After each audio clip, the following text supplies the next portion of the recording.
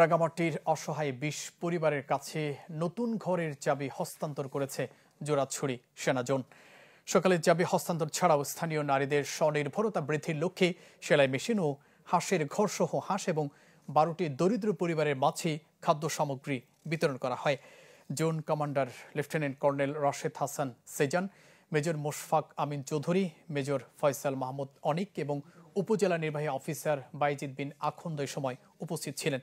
সেনাবাহিনীর এই মহৎ উদ্যোগে কৃতজ্ঞতা জানিয়ে ভবিষ্যতেও এ ধরনের মানবিক কার্যক্রম চলমান রাখার প্রত্যাশা করেন স্থানীয়রা। এখানে প্রায় আমরা 20টার মতো ঘর আমরা আপনাদেরকে হস্তান্তর করেছি।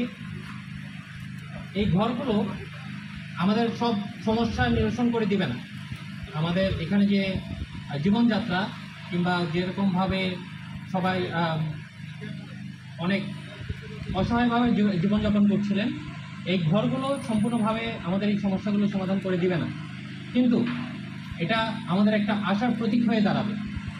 আমরা একই সাথে কর্মসংস্থানের জন্য বাকি যে জিনিসগুলো দিয়েছি সেগুলা শুধুমাত্র যেন একটা শুরু হয়। এই শুরুর মাধ্যমে আমরা সামনে যেন আরও অনেক বড় কিছু করতে পারি।